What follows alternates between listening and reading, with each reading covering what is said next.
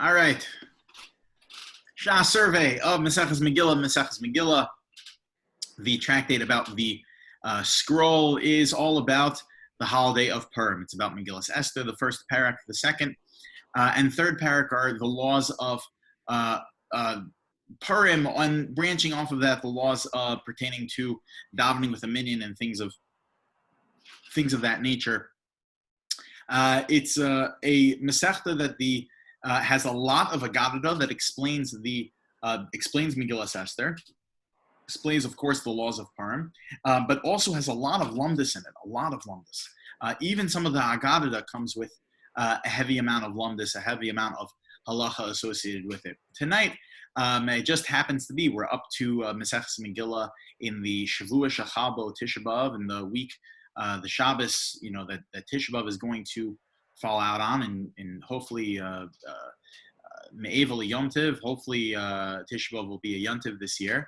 But it happens to be that Tisha B'Av is there's a major sugya about Tisha B'Av that comes up in Mesechta Megillah, so it would be remiss if we didn't learn it together. The Gemara on Daf Hey Amud Aleph in Mesechta Megillah tells us the following: Amar Rabbi Lazar, Amar Rabbi Chanina. Rabbi Lazar said to Rabbi Chanina that there were three things that Rabbi did. Two of them the rabbis thought were a good idea, and one of them the rabbis thought was not a good idea. Rabbi Nata Netia B'Purim. Rabbi planted in his garden on Purim, which was kind of like a chiddush that Rabbi was doing malacha on Purim. He was doing work on Purim, but the rabbis thought that was muter. V'rachas be corona shel tzipori, and he bathed in public on Shas or Batamuz on a minor fast day, which again was something that was mutter to do. Bathing during minor fast day, that's only on Tisha B'Av and Yom Kippur that one can't do that. But then the last one the rabbis did not agree with. Ubikesh la'akor Tisha B'Av, and Rebbe wanted to cancel Tisha B'Av. He wanted to get rid of Tisha B'Av. Can you imagine this? Rabbi Yehuda Anasi, Rebbe HaKadosh, wanted to get rid of Tisha B'Av. The author of the Mishnayos. That's it. Tisha B'Av, done. We want to get rid of Tisha B'Av. The lo, hodu, lo. And the rabbis did not agree with him, and we know, of course, that we observe Tisha B'Av today. Now the Gemara continues, and it says, well, maybe he didn't want to completely uproot Tisha B'Av. It could be that what he wanted to do was uproot Tisha B'Av Shenidche, when Tisha B'Av falls out on a Shabbos, that we wouldn't observe the Sunday. But the basic understanding of the Gemara, at least according to the first Lashon, is that really what Rebbe wanted to do was completely uproot Tisha B'Av. So we have to right away ask, well, number one, why is it that Rebbe wanted to uproot Tisha B'Av? And number two, who gives Rebbe the right to uproot Tisha B'Av? And that's what Tosfos deals with on the side over here. Not the. What was that? So that was my question, because it was instituted by the prophets, right? He can't. Right. It was instituted by the prophets, not the Sanhedrin. So right, it's in Navi Zechariah. Now it is possible that Navi Zechariah is referencing Tisha B'Av related to Churban Bayis Rishon, not necessarily Churban Bayis Sheni. It is possible it's only referencing the first Churban Bayis, and not Bayis Sheni. So if that's the case, what Rebbe wanted to uproot is the fact that we still commemorate Tisha B'Av after Bayis Sheni was rebuilt, even though Bayis Sheni was destroyed. But once Bayis Sheni was rebuilt, maybe we wouldn't have to observe Tisha B'Av at all. But I think that a very important question that needs to be asked is, what would give Rebbe the right to uproot Tisha B'Av if it was created as a takana that even after Bayis Sheni, it was decided by the rabbis that this is something that needs to be observed. As Tosfos writes, Ubikesh la'akor Tisha B'Av, Rebbe wanted to uproot Tisha B'Av. Says Tosfos the following. Says Tosfos, Kasha, he's got a problem. Hey Chazal Kedaktach, the high Tana de Rebbe. How is it possible that Rebbe wanted to hayarot la'akor Tisha B'Av, that he wanted to get rid of Tisha B'Av legamre completely? But the Gemara says in Tainis on Daf Lamed Amud Beis, Kol ha'ochel v'shosa b'Tisha B'Av eino roa b'nechama, that if anyone eats or drinks on Tisha B'Av, you are not going to be able to see Yerushalayim when it's rebuilt in its rebuilt state. Shall Yerushalayim v'od da'ain beis din yachol levatal divrei beis din chavero elim king gadol himenu b'chachmo b'minyan. And then the Tosfos asks from the Mishnah in Eduyos. The Mishnah writes the following. The Mishnah says that when a beis din establishes a halacha, that it has to remain that way. When a beis din establishes a takana, an enactment or a gzera, a fence to make around the Torah, it needs to stay that way, regardless of whether or not the reason why they did it applies anymore, or you think that there's a beis din in this generation that disagrees with it. It doesn't matter. Once it was established, it stays that way, which is why the prohibition of taking medication on Shabbos still applies, even though it's very possible that the reason behind why we don't take medication on Shabbos, which is Shemi Yisachik b'Samamanim, that you might end up coming to grind the spices together, the medicine together, that might not apply today. I don't have a pharmacy in my home that I'm doing that. I just take a pill from the cabinet, but still, once there is a beis din that established the halacha this way, it needs to stay that way. The same one can argue about Yontif Sheni Shegalios, observing 2 days of Yontif outside the land of Israel. Again, you can make an argument, well, the reason doesn't apply because we know what the calendar is, right?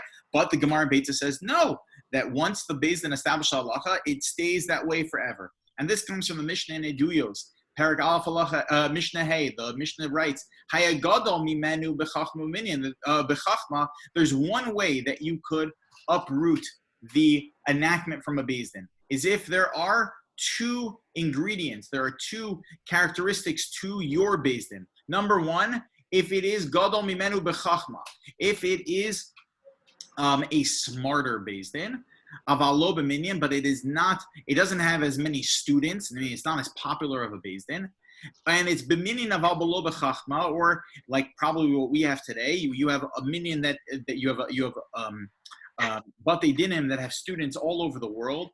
However, lo b'chachma, however, it is not as wise. It's not as high quality. So you need to have both quality and quantity in your beis din. Einu yachol levatal dvarav. That's it. It stays forever. It needs to have both ingredients. It needs to have both a quality of a beis din that is greater and also a minyan of a beis din. It needs to have a quantity of a beis din that is greater. So therefore, Tosfos asks, hold on one second. When the rabbis established that we need to observe Tisha B'Av, so then that was a beis din. And if Rabbi is this standalone posek that is saying, hold on, I want to get rid of Tisha B'Av, too bad. You don't have a beis din that is gadol mimenu b'chachma b'minyan. You don't have a beis din that is of higher quality or quantity than the beis din that established Tisha B'Av, and therefore you don't have the right to uproot Tisha B'Av. So therefore, Tosfos asks, so then why did Rebbe think that he could uproot Tisha B'Av? Well, why would Rebbe think so? So Tosfos gives a couple of answers, which are not going to be the focus because the answers of Tosfos in and of themselves are a bit questionable, but we'll have to leave that for another time. But it's important. We'll just go through the answers that Tosfos gives. Number one, Tosfos says, V'yesh lomar, you could say, de lo ratza la'akro. Rebbe didn't want to completely get rid of Tisha B'Av. Ela mechumra sheyesh bo yoser mishar tanios. Rather, what Rebbe wanted to get rid of was the fact that we treat Tisha B'Av like Yom Kippur. He wanted to treat Tisha B'Av like the way we treat all the other fast days. Right, that you should be able to shower, and anointing yourself, the shoes that you wear, right? All of those things, the extra chumros of Tisha B'Av, Tashrus Amita, learning Torah, all of these things don't apply on Tisha B'Av. And you treat Tisha B'Av like a regular fast day. Inami, another thing maybe you could say that Rebbe that wanted to do is Yeshlomer de Ratz La'akro Mitishi the Kabul Ba'asiri. Rather, Rebbe Yehuda Nasi wanted to establish Tisha B'Av not on the 9th of Av, but rather he wanted to establish Asiri Ba'av. He wanted to establish the 10th of Av because that's the day that the Gemara tells us that majority of the burning happened to the Beis Hamikdash on the 10th. The Ritva does not like either of these answers because that is still uprooting something that the Beis Din established. The Beis Din established that Tish B'Av is not just on the 9th of Av, but it's also has all the chumras associated with it. So the Ritva says, I don't really know why Tosas is giving this answer. It does not solve the issue of Beis Din wanting of Rebbe going against the Beis Din. Yeah. So, but before you said you can learn Torah on Yom Kippur, right? Tisha B'Av is the only day that. Yeah. But Tisha B'Av has an additional chumrah. You can't even learn Torah. Yeah. Okay, but and there's a whole discussion in the Gemara, which I'm in the middle of, actually kind of near the end of, about public fast days versus private fast, or not public, but the fast days where you actually have all these extra prohibitions. They don't apply outside of Israel, right? They don't apply in Babel. Like I think it's Shul who says right. The the Rambam codifies from that Gemara about right in the beginning of Hilchos Tanios that whenever a tsar, whenever a tragedy, and one of them would be like not having rain or something like that, befalls the Jewish people. So then there's a collective fast that happens. But if it's only something that affects Eretz Yisrael, so then it's only going to apply in Eretz Yisrael, not across the board like the 4 fast days from the Navi and Zechariah. So over here, so he didn't have something like that in mind. No. He wanted to. It seems like the basic reading of the Gemara, like the Ritva points out, is that Rebbe wanted to completely uproot Tisha B'Av, that no Tisha B'Av. So what is it that Rebbe wanted to do over here? How is it possible? Which really the question we'll have to ask is, what gave Rebbe the idea that there shouldn't be a Tisha B'Av? That he's going against the entire institution of Tisha B'Av. Why? So the premise of Tosa's question is what? That Rebbe is going against the takana. He's trying to uproot the enactment made by Beis Din. But that's assuming that Rebbe is arguing on the Beis Din simply with related to dinim d'Rabbanan, of laws that are of a rabbinic stature, that there was an established halacha an establishment that happened, versus dinim d'oraisa.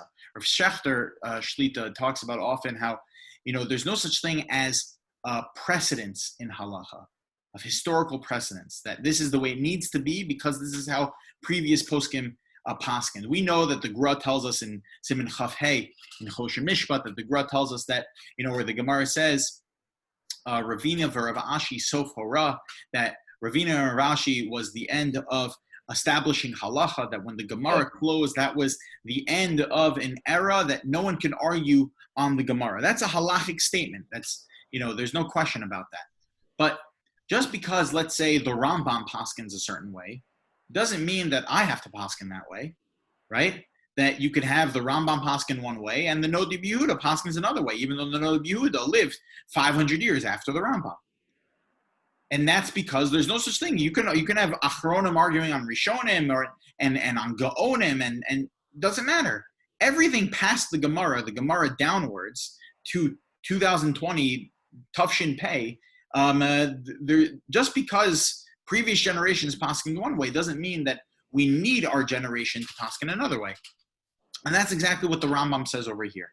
The Rambam writes, Beis Din Hagadol shedarshu ba'achas min amidos, kafi ma shenira be'eneim, shehadin kach v'dino din. That let's say there was a Beis Din that paskined a certain way, not established a halacha a certain way, but paskined a certain way, on a din d'oraisa. So says the Rambam, the Amid Achreihem, Beis Din Acher, and then another Beis Din comes along, V'nira lo tam acher, l'soter oto. And then and that Beis Din feels as though this Beis Din was wrong in the way that they paskin. They could paskin however they see the halacha is. They don't have to worry about the fact that a previous Beis Din of a previous generation paskined a different way. Shinayamar, as the Torah tells us. They do have some constraints, right? I mean, they can't just paskin without they have to have a opinion. Of course. Right, with the right rayos, that they go through their due diligence and they're completely intellectually honest, and they went through the same level of due diligence as the other Beis Din did, as the other Rav or Posek did. They just came out a certain way with a different conclusion. So then that's exactly what the Torah says. That each posek in each generation needs to paskin for their generation. That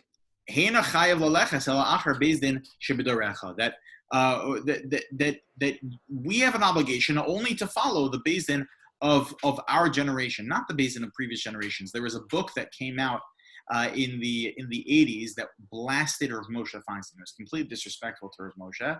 I forget the name of the sefer, but it was written by someone who was a Talmud Chacham, and quote unquote, and this person was berating Rav Moshe that how could it be that Rav Moshe is paskening, he writes his tshuvas that it's clearly, he's paskening against something that Rabbi Kiva Eir said, or something that the Niddah Yehuda said, or something that the Chassam Sofer said. Now, how is it possible that Rav Moshe Feinstein, where does he get the chutzpah to paskening against those individuals? Well, what do you mean, where does he get the chutzpah? He's the posek for his generation, and therefore he needs to analyze the halacha according to the way he sees fit. When it comes to just paskening halacha, there's no such thing as precedence. However, the Rambam continues, the importance of precedence applies only when halachos are established. That if halacha is established a certain way, lidoros, then that's the way it needs to be. Beis Din shegazru gzeira, says the Rambam, o tiknu takana v'nigu minhag upashad hadavar b'chol Yisrael, that Klal Yisrael accepted the psak of a Beis Din, not the psak, the takana of a Beis Din, the establishment that a Beis Din makes, the Amar Achreihem Beis Din Acher, and then another Beis Din comes along. So then, Eino Yachol Ad Sheyeh Gadol Min Harishon B'Chachma U'Minyan. Then it matters whether or not your Beis Din can stand the test of time, whether or not you are of equal stature to the previous Beis Din. But that only applies to gzeros and takanos, to establishing halacha.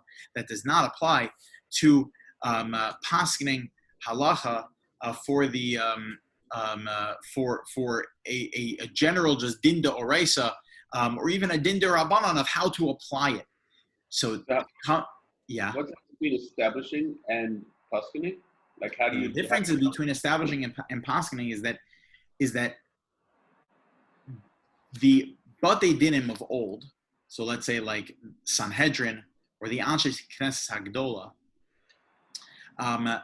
made a certain takana.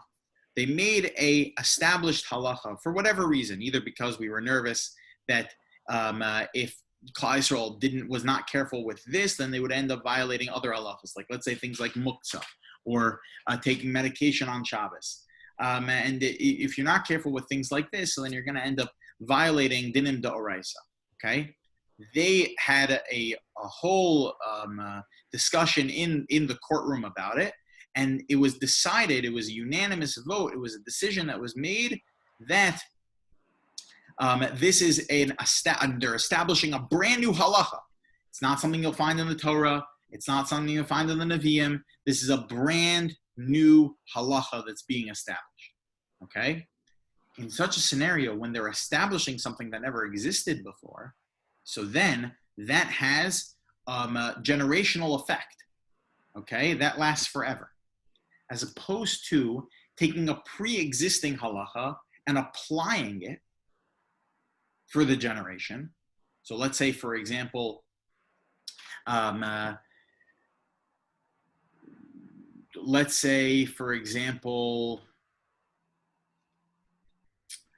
gelatin. Gelatin would be a great example, okay? Where you may be able to look back and give an argument based on based on the opinion of certain Rishonim that gelatin, because of the way it's processed, is so removed from the animal in such a way it's completely lost any of its tom and of tarfus, and therefore there should be no problem with gelatin from animal bones, okay? However, there were poskim that later in history looked at that and said, no, that gelatin is no good, right? That we disagree. It's treif, right? And you can have multiple opinions about that because it's applying a din d'oraisa. You're taking the pre-existing halachos and applying it, right? Seeing on whether or not this fits within the model of being something that's kosher or not kosher, right? This is not trying to uproot a takana. There was never a basin that said that made an established rule. Gelatin is not kosher lest someone eat pig, right? Because it's a different type of establishment. You're actually creating a fence or something. Exactly. You're establishing something that didn't exist. Kitnios is probably a good example because that didn't have a base din, did it? Kitnios. That's the whole discussion between Sfarim and Ashkenaz and whether or not this was something that was. It could also happen through an acceptance of Klal Yisrael. That's what the Rambam said over here. That's just wondering if that's a tikkun. Yeah, the Rambam said that over here. Then higu minhag, that they accepted a certain practice, a certain custom. Yeah.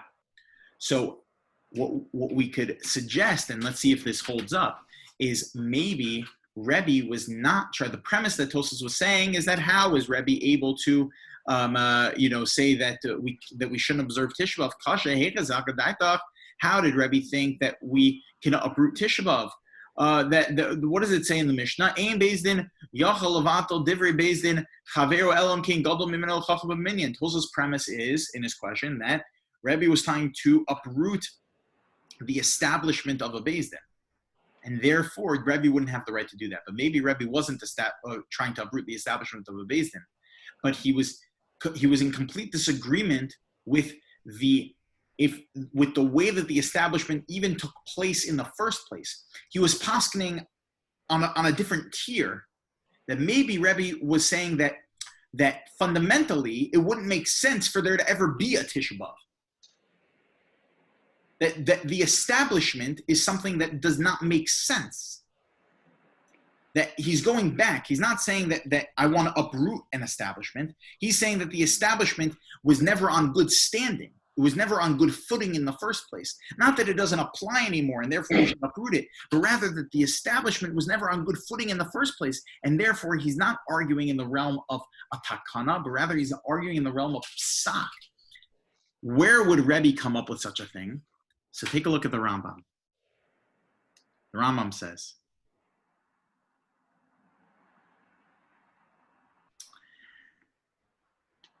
Ubamanis Kadsha B'Kedusha Rishona, that when the Jewish people entered the land of Israel with Yehoshua, so there was a Kedusha that permeated throughout the land of Israel into Yerushalayim and onto Har HaBayis. Okay? That Kedusha that was established when Yehoshua took the people into the land of Israel is, and when Shlomo Melech built the Beis HaMikdash, Shu Kiddush HaZara, he established the Kedusha of the Azara, and V'Yushalayim L'Sha'atan, the Kedusha Ma'asid Lavo. Says the Rambam, that Kedusha is there forever. Therefore, says the Rambam, Lefika, listen to this. By the way, on this line of the Rambam, the Raiva disagrees. He feels as though once the Beis HaMikdash was destroyed, so then the Kedusha in Yerushalayim and on Har HaBayis went away as well. Okay? There are a lot of Midrashim and Gemaras that seem to be against the Raiva, but and seem to defend the Rambam all the way. Like Ramban also, someone else disagrees with him, I think. That what? Yeah, this is all over in the Mishnah. I don't think it's in the Mishnah or the Gemara, but I've seen it a lot. Especially in like Shvias and stuff. Oh yeah, for sure, right? Like this is this is like for example, the Medrash says in Shmos Rabbah, the Medrash says in Parshat Beis that that the kedusha of the Kosam Aravi is there laolam. That lo zaza shechina mikosam Aravi laolam. From the Kosel, the shechina never left, because from Har HaBayis the shechina never left. There are a lot of midrashim and gemaras that seem to indicate, just like the Rambam, to defend the Rambam, that the kedusha of Har HaBayis and Yerushalayim never ever left. Lefika. Listen to what the Rambam says. Yeah. What? Right, in the Avos, the Rabbi Nassan talks about the shechina leaving the Aron, then it goes to the what's it called?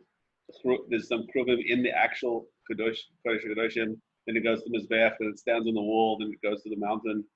Like there's the 10 steps it takes outside as the Shekhinah leaves, right? Oh, when the Beis Hamikdash is destroyed. Yeah. Yeah. It's There's midrashim in both ways. the way, yeah. So the way that the Kli Yakar seems to explain it is that, for sure there are proofs. I mean, the Ravid knew what he was talking about. In fact, the Ravid, in his introduction to his commentary on the Rambam, the Ravid was older than the Rambam. So the Rambam writes in his introduction to his work, he says that, I codified all of Jewish law for you. So really all you need is basically a Tanakh and my book, the Mishnah Torah, because it's going to cover everything you need. The Ravid, when the Rambam was published, so the Ravid took a look at the work and writes in his introduction to his commentary on the Rambam, he says, there's a kid who wrote a book. He's got no clue what he's talking about. I'm going to show you. Right? The Ravid definitely knew what he was talking about also. No question about it. So the Kli Yakar basically says that there's a difference in the presence of the Shekhinah. Where basically, like, for example, if someone, goes to, like, for example, let's say someone's in Avelis and they have to go to a wedding. So they go for the chuppah, right? And then, they kind of hang out and, outside while the rest of the wedding is taking place. So did they go to the wedding? Yes, they went to the wedding. Were they really a part of the wedding? Was their presence really there? So on some level, right? So that's kind of the way that the Kli Yakar, the Shekhinah, from a fundamental perspective, never left. It may have become less tangible, right? That's kind of like the way the Kli Yakar puts the two together. But according to the Rambam, the Shekhinah is there. The Kedusha never left. Therefore, says the Rambam, now this is wild. This is wild and has been the cause of some controversy. The Rambam says, Lefika, therefore, makrivin hakarbanos kulan. Therefore, we could bring karbanos today. We could bring karbanos in Yerushalayim. Afal pi she'ein sham bayis banui, even though there's no Beis Hamikdash. Now, we're all tummy mace, so that's a big problem. Okay, we can't really. Hey Joe, we can't really bring karbanos because we're all tummy, right? So, regardless, but it is possible maybe we can bring karbanos because at least karban pesach because we're all tummy and therefore when the tzibor is all tummy maybe there's kulos regardless. But the Rambam is telling us that you can continue to bring karbanos even though there's no Beis Hamikdash. So therefore comes along Rav Zolti, and Rav Zolti Zatzal. Rav Zolti was the chief rabbi of Yerushalayim, and says, now we can understand Rebbe HaKadosh. Rabbi Yehuda HaNasi wanted to get rid of Tisha B'Av. The Tisha B'Av should no longer be a fast day, right? But not no longer be a fast day. It should have never been a fast day. Rebbe thought that Tisha B'Av was not okay, maybe a day that, clearly, I mean, the building was destroyed. Bad things happened on Tisha B'Av, no question about it. So maybe we should have made it that it happened, that Tisha B'Av is on the 10th of Av. Or maybe it's that we should fast, but it shouldn't be as severe. Why? Because all that happened was that buildings fell down. And we went into an exile. But the Shekhinah never left. We can continue to function in the Beis Hamikdash now the same way we did then. Comes along Rav Zolti and he writes, Ulam Rebbe Sover. Rebbe thinks the Hadim Akriv and Afal Pishein Bias, the fact that we can bring karbanos even though there's no Beis Hamikdash, Zelo Rak Heter. It's not just the fact that I'm allowed to. Elahari Zeki Ilu Beis Hamikdash Kayam. No, it's like the Beis Hamikdash is really in existence today. Mishum she'ikar hamikdash hu hamakom. The ikar part of the Beis Hamikdash is the place. Kedichsiv, as the pasuk says, hamakom asher yivchar Hashem. That the place that God separated and chose. V'lo hamachitzot. It's not the walls, not the stone and the gold and the silver. No. And he says, V'yesh gam chiyuv u'mitzvah lahakriv karban. According to Rebbe, there's an obligation for us tomorrow morning to bring a karban tamid in Yerushalayim. Not unbelievable.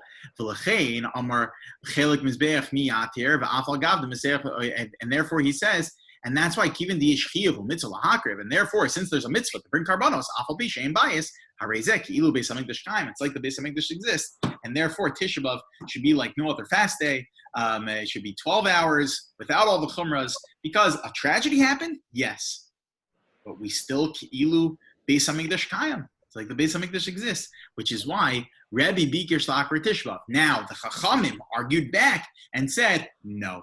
Without the Beis Hamikdash, we can't bring karbanos. So it could very well be, says Rav Zolki, that the machlokas between Rebbe and the Chachamim is really the machlokas between the Rambam and the Ravid. So Gavin, to your point, probably the greatest defense of the Ravid is from this Gemara. The greatest defense to say that the Shechina may have left is this Gemara, because otherwise the Chachamim would have listened to Rebbe. The fact that the Chachamim are saying that the Beis Hamikdash, that Tisha B'av is Huchpelu Hatzaros, and it's a day that of intense tragedy, and because the Beis Hamikdash fell, well, if you could continue to bring Karbanos, what's the big deal? Well, maybe because you can't. Maybe the machlokes between the Ravid and the Rambam is exactly this machlokes in the Chachamim and Rebbe, and since we pass on the Chachamim, so maybe that's the greatest defense for the Ravid. Right? But no one ever tried to bring korbanos once the Beis Hamikdash was destroyed, right? It's not like they didn't have any. What do you mean? Every single year on Erev Pesach, there are people that are arrested trying to bring a carbon Pesach in the old city. You mean today? Yeah. But I'm talking about people like none of the Tanaim after the Beis Hamikdash was destroyed. I think the Gemara talks about karbanos that were brought. Okay, so then there are other people that agree with that. Yeah, Rabbi Yochanan agrees with Rabbi also. That's the Gemara in Brachos. So now I just want to end off like we always do with some Divrei Aggadah. It's actually in the context of halacha. This is the Gemara on Daf Chaf Gimel. The Gemara on Chaf Gimel Mebeis in Megillah. This is actually the mucker for why we need a minyan in order to do Dvarim Shebekdusha, in order to do Barchu and Kaddish and Kedusha. We need a minyan, and the mucker is right over here. And how do we know we need 10 for a minyan? So the Gemara tells us, Tani Rabbi Chia said, Asya toch toch, that we make a gzera shavra from the words toch and toch, that the pasuk says the following, Ksiv hacha, the nikdashti betoch b'nei Yisrael, that God's presence rested amongst the Jewish people, Ksiv hasab, and the pasuk says by Korach, it says, hibadlu mitoch ha'eda, that you removed yourselves from the congregation. So the Gzer Sheva of Mitoch and Toch.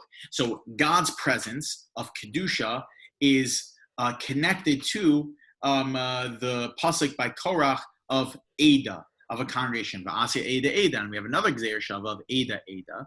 Ksiv Hasam Ad Matayla Ada Ha'ra'azos. The pasuk by the Meraglim, referring to them as an Ada. Malahal and Asara, there were 10. The 10 Meraglim that gave a bad report, minus Kalev and Yoshua, that added up to 12. So that 10 is called an Ada. So too, Malahal and Asara, Afkan Asara, that is our source for creating 10.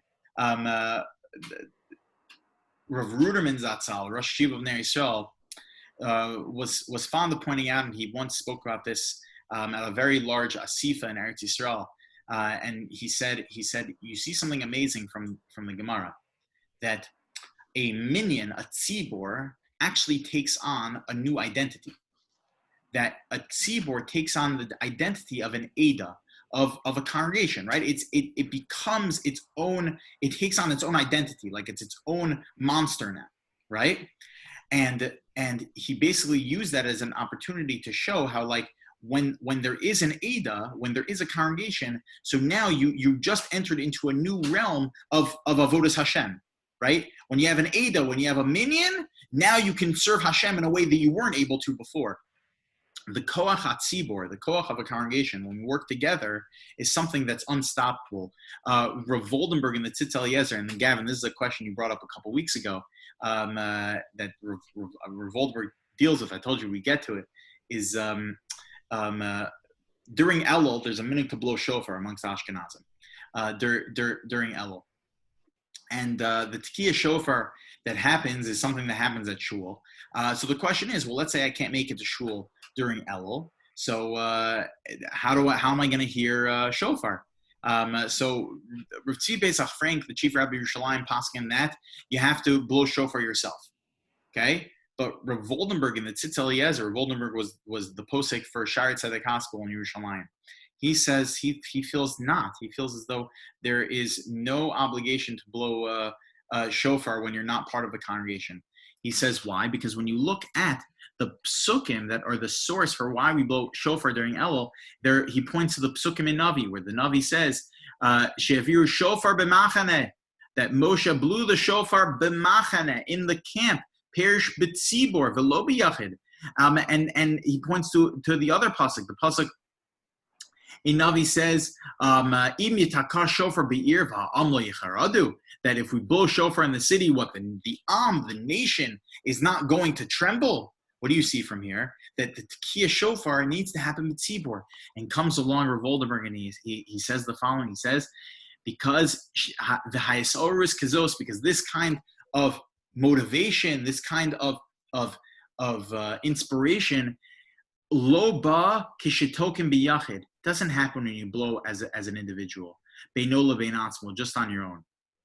How does it happen? It happens in a tzibor. Va'al kol panim he'shaya shaper mistaber lomar shelo tiknu ella ke'ena ma'ora ke'ena kasev shu b'machane u'be'ir v'hainu rak b'tzibor, because this kind of growth happens in the tzibor, the koach hatzibor, the koach of a congregation. When we work together to reach heights, we're mamash unstoppable, mamash unstoppable. And so they tell a story about Rabbi Aaron Cutler. What this will close is they asked Rabbi Aaron Cutler when he was establishing the Lakewood Yeshiva, which he had, a few guys. He had basically like a minion. Then he was going out to this farm town. Lakewood's a farm. It's still a farm town, except for the Jewish community. It's basically a farm town, and the surrounding towns are all farms. Howell, New Jersey, and south of it's all south of Freehold. It's farm towns. And they asked from Cutler, they asked Rabbi Aaron Cutler, they said, "What are you doing? Like, how many students you actually think are going to come to your yeshiva? How many students you actually think are going to end up in BMG, in Beis Medrash Gavo in Lakewood, New Jersey, in this farm? We got 10 students." So Rabbi Aaron Cutler looked at him. He said, "I think that there's going to be 50." And he said, "Efsher, it's possible. Maybe there'll even be 100 students one day in the Lakewood Yeshiva." Now there's 10,000 students learning in the Lakewood Yeshiva, right?